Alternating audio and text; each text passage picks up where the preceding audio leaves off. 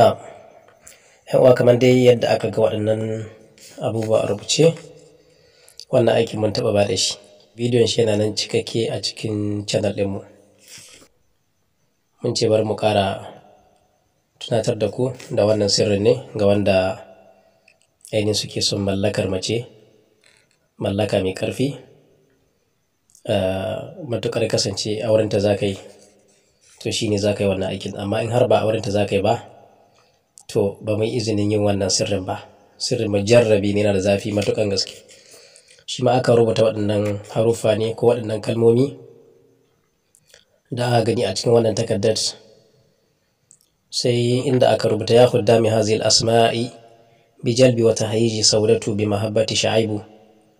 To idan aka zo wadda ake so a mallaka sai a sa sunanta wajen wata hayiji, gaban wata hayiji ɗin nan.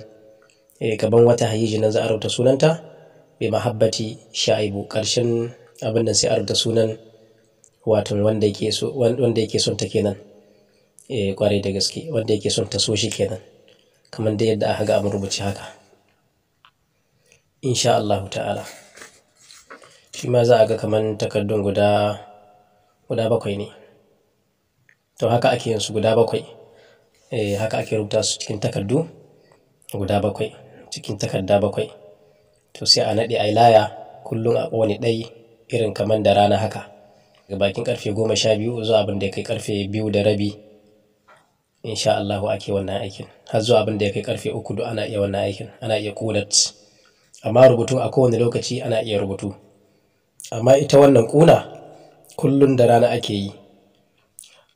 Muna fata an fahimta. To Allah ya mana jagora, Allah ya sa mu dace. Wassalamu.